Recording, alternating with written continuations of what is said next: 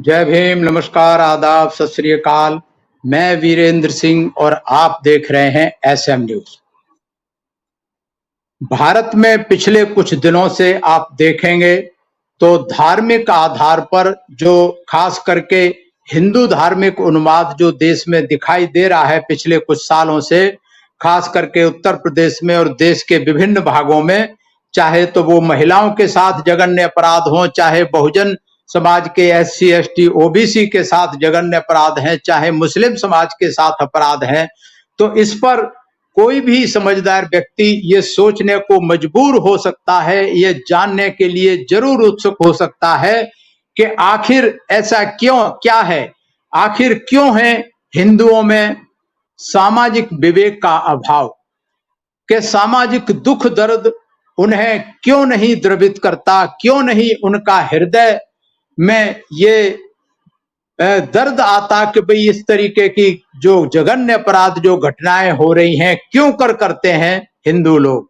यहां मैं आपको ये भी बताना चाहूंगा, हिंदुओं से मेरा मतलब है तथाकथित सवर्ण हिंदू, क्षत्रिय, वैश्य और ब्राह्मण, और इस देश के जो ओबीसी हैं, एससी एसटी, माइनॉरिटी, ये सब चौथे वर्ण में हैं। ये शूद्र वर्ण के जो लोग हैं या धार्मिक अल्पसंख्यक जो लोग हैं, इस देश की व्यवस्था में पीड़ित हैं। इसको जो खड़ी व्यवस्था बोलते हैं, ये जो गैर बराबरी की व्यवस्था है, ये जो खड़ी व्यवस्था है, इसमें ये जो लोग हैं, ये एससी एसटी ओबीसी धार्मिक अल्पसंख्यक 85% जो लोग हैं, ये व्यवस्था के शिकार हैं, ये दुखी हैं। इन सब के साथ अन्याय अत्याचार होते आए हैं और आज हो रहे हैं, अब पिछले एक आध साल से बहुत तेजी के साथ में बढ़ रहे हैं। तो ये सारे के सारे जो है शूद्र और अल्पसंख्यक हैं और ये हिंदू हैं। ये जो लाल कलर में दिख रहे हैं, हिंदू से तात्पर्य इनसे है। ये लोग हैं असली हिंदू या कट्टर हिंदू, कट्टरवादी हिंदू। तो इन लोगों को सामाजिक विवेक का अभाव क्यों है, क्यों अन्याय अत्याचार करते हैं, आज हम बात करेंगे। बाबा साहब ने जो विचार रखे थे, बाबा साहब ने जो लिखा था, उसके आधार पर बात करेंगे। और ये बाबा साहब का है खंड 9 संपूर्ण वाङ्मय, भारत में बहिष्कृत बस्तियों के प्राणी। इसमें चैप्टर 10 है बाबा साहब का, जिसका टाइटल है हिंदू और उनके सामाजिक विवेक का अभाव। तो आखिर ऐसा क्यों है? बाबा साहब लिखते हैं कि जो भी व्यक्ति अस्पृश्यों की दयनीय स्थिति से दुखी होता है, तो वह यह कहकर शुरू करता है कि हमें अस्पृश्यों के लिए कुछ करना चाहिए। लेकिन इस समस्या को जो लोग हल करना चाहते हैं, उनमें से शायद ही कोई ऐसा व्यक्ति हो जो यह कहता हो कि हमें हिंदुओं को बदलने के लिए भी कुछ करना चाहिए। ये बहुत महत्वपूर्ण है। मैं एक बार फिर रिपीट करता हूं, बाबा साहब कहते हैं कि वो यह कहकर सुखी होता है कि जो पहले तो जो लोग दुखी होते नहीं, और कुछ चंद लोग अपवाद स्वरूप जो दुखी होते भी हैं, वो ये कहते हैं हमें अस्पृश्यों के लिए कुछ करना चाहिए। लेकिन इस समस्या को जो लोग हल करना चाहते हैं, उनमें से शायद ही कोई व्यक्ति ऐसा हो जो यह कहता हो कि हमें हिंदुओं को बदलने के लिए भी कुछ करना चाहिए। यह धारणा बनी हुई है कि अगर किसी का सुधार होना है तो वह अस्पृश्यों का होना है, मानो अस्पृश्यता उनके भ्रष्ट होने के कारण और उनकी अपने हालात के लिए वे स्वयं जिम्मेदार हैं। इस तरीके से ये दिखाया दर्शाया जाता है। आगे बाबा साहब कहते हैं हम अपना जो भी लक्ष्य बनाए वह अस्पृश्यों के लिए हो। हिंदू के बारे में कुछ भी नहीं किया जाना है।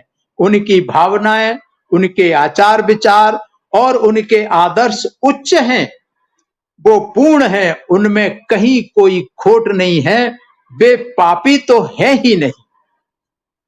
और मुझे लगता है ये सोच जो बाबा साहब ने कितने साल पहले, बाबा साहब ने ये 1930, 31, 32 में ये बातें कही हैं, तो ये कितनी प्रासंगिक हैं ये आप आज भी सोच सकते हैं कि जो बातें बाबा साहब ने 1930, 31, 32 में कही थी, आज कितनी प्रासंगिक हैं 90-100 साल के बाद भी।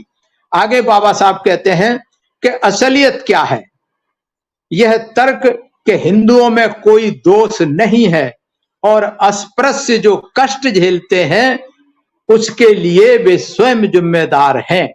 ठीक वैसा ही है जैसा यहूदियों के साथ अमानवीय व्यवहार करने पर अपने बचाव में ईसाई देते हैं।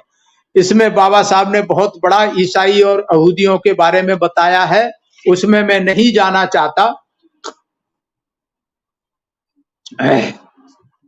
कि यहूदी और ईसाइयों में किस तरीके से ये होता था और ईसाई अपने आप को जस्टिफाई करते थे। तो बाबा साहब आगे कहते हैं, क्या हिंदुओं को इस बात का एहसास है?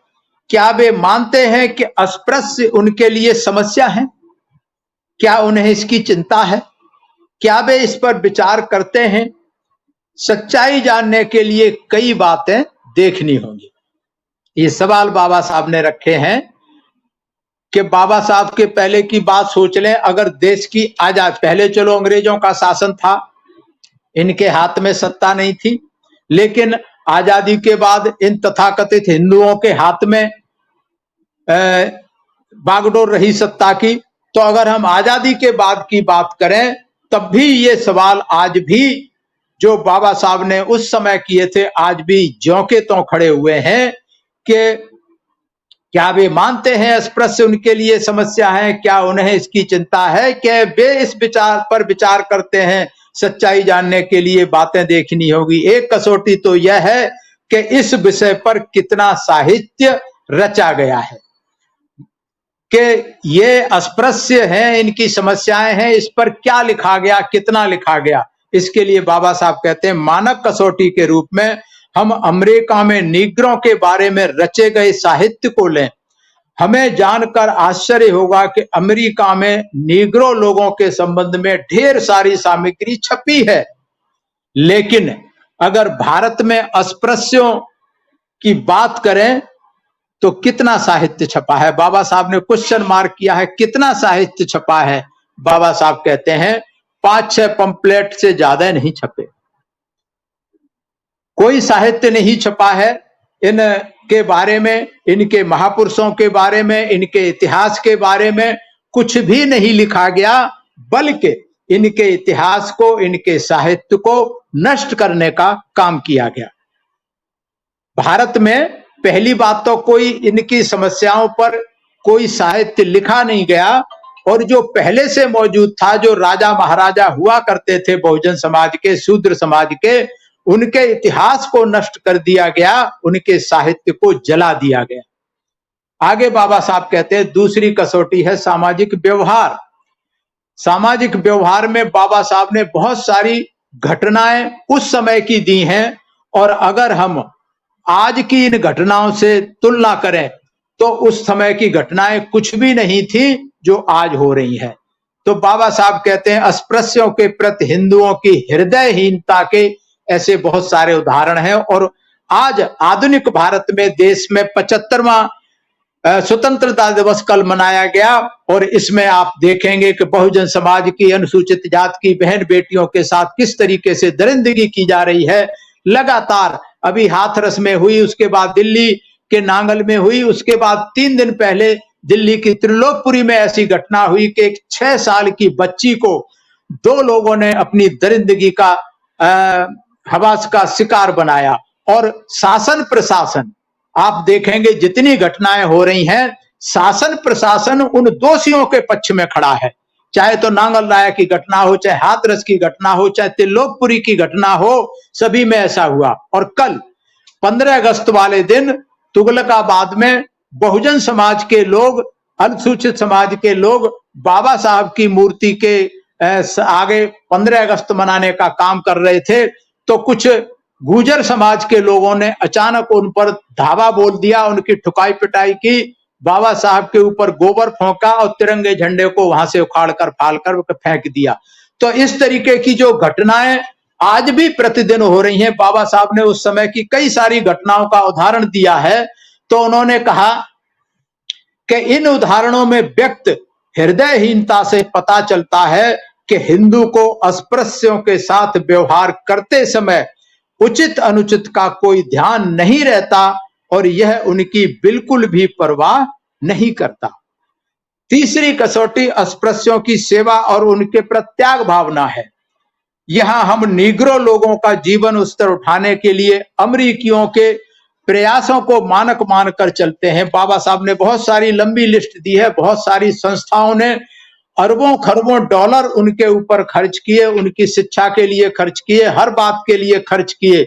लेकिन भारत में बाबा साहब लिखते हैं, ये उस समय की बात है, अस्पृश्यों के उत्थान के लिए हिंदुओं ने क्या सेवाएं और क्या त्याग किया।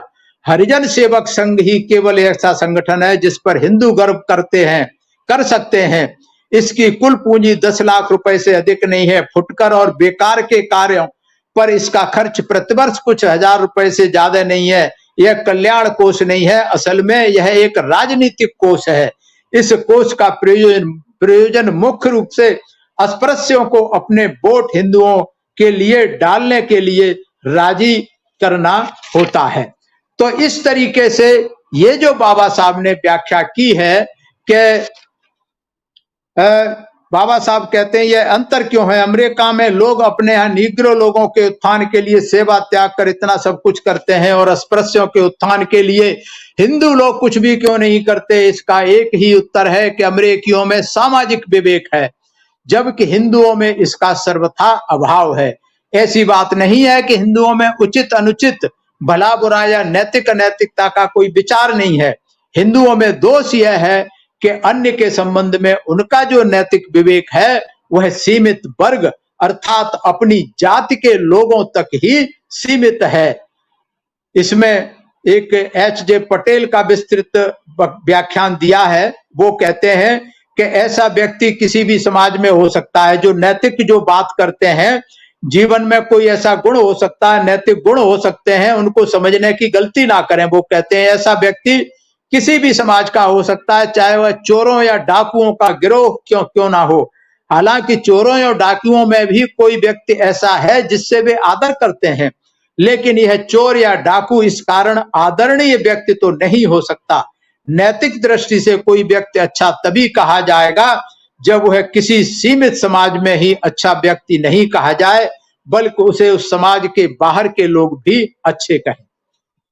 आगे बाबा साहब कहते हैं अस्पृश्य लोग हिंदुओं के समाज के नहीं है और हिंदू भी यह नहीं समझते कि वे अस्पृश्य और दोनों एक ही समाज के लोग हैं। SC ST OBC के लोगों को हिंदू समाज अपना नहीं समझते। यही कारण है कि हिंदुओं में नैतिक दृष्टि से जो खास करके शूद्र अछूत अस्पृश्य है के प्रति कोई चिंता या ममत्व नहीं होता।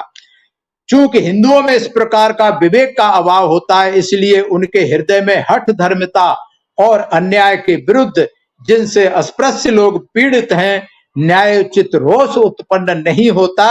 वे इस हठ धर्मिता और अन्याय को गलत नहीं समझते और कुछ भी मानने के लिए तैयार नहीं है। हिंदुओं में विवेक का अभाव अस्पृश्यता के निवारण के रास्ते में एक बहुत बड़ी बाधा है। ये है बाबा साहब के विचार। और बाबा साहब ने इसी पुस्तक में कहा है कि आखिर ऐसा क्यों करते हैं। उसको पिछले एपिसोड में लिया था कि ये जो विवेक शून्यता है, विवेक नहीं है, जो इस तरीके की हठ धर्मिता है, जो न्याय नहीं है, अन्याय को गलत नहीं मानते, इसके पीछे इनके धर्म शास्त्र हैं, इनकी धर्म की रीतियां हैं, इनके धर्म की किताबों में मनुस्मृति और शास्त्रों में जो लिखा हुआ है उसके आधार पर ये अत्याचार करने में इन क्या कहने चाहिए SC ST OBC की महिलाओं के बलात्कार करने में, इनके प्रति अत्याचार करने में अपने आप को गौरवान्वित महसूस करते हैं, गर्व महसूस करते हैं और व्यक्ति तो व्यक्ति, लेकिन आज हम देख रहे हैं सरकार भी कहीं न कहीं गर्व महसूस करती है कि अच्छा है इनके साथ अन्याय अत्याचार होता रहे। चाहे वो कल की तुगलकाबाद की घटना हो जहां पुलिस प्रशासन ने इन्हीं को दोषी मनाया कि भाई आप लोग यहाँ क्यों मनाने आए थे 15 अगस्त। अंबेडकर की मूर्ति के आगे क्यों 15? उन्होंने दंगाइयों को नहीं रोका, लेकिन उन्होंने इनको लताड़ लगाई, इनको खदेड़ने भगाने का काम किया। इसी तरीके से जो तिल्लोकपुरी की घटना हुई है, उसमें पुलिस वाले लड़की वालों पर दबाव डाल रहे हैं कि कुछ पैसे ले दे करके मामले को दबा दो, लड़की की बात है, लड़की की इज्जत को क्यों उछाल रहे हो। तो ये जैसी ऐसी जो घटनाएं हो रही हैं, और सिर्फ उत्तर प्रदेश तक सीमित नहीं है, दिल्ली तक सीमित नहीं है, पूरे देश में ऐसी घटनाएं हो रही हैं, तो इनकी मानसिकता, इन तथाकथित हिंदुओं की मानसिकता बहुत ही शोचनीय है, अमानवीय है, विवेक शून्य है, विवेकहीन है। इस पर इन लोगों को विचार करना चाहिए, इन्हें अपनी धार्मिक मान्यताओं पर विचार करना चाहिए, धर्मशास्त्रों पर विचार करना चाहिए। दुनिया कहां से कहां पहुंच गई है, लेकिन ये पीछे की तरफ ले जाने की बात कर रहे हैं। ये भारत को 1000 साल पीछे ले जाना चाहते हैं, जहां मनुस्मृति का राज हो और केवल इन 3 वर्णों को शासन करने का अधिकार हो, बाकी सब इनकी गुलामी करें। इससे देश को खतरा है, संविधान को खतरा है, लोकतंत्र को खतरा है। बहुजन समाज के लोगों को, सर्व समाज के लोगों को सावधान रहना चाहिए। देश के आगे बहुत बड़ा संकट आ चुका है, आगे और आने वाला है। मर्जी आपकी है। आज बस इतना ही। अगर आपको ये वीडियो अच्छा लगा तो आप इसे ज्यादा से ज्यादा समाज हित में ज्यादा से ज्यादा शेयर करें, और कमेंट्स के द्वारा आप अपनी प्रतिक्रिया हमें अवश्य भेजें। मैं सभी का धन्यवाद करता हूं, सभी का आभार, सभी मेरा प्रणाम स्वीकार।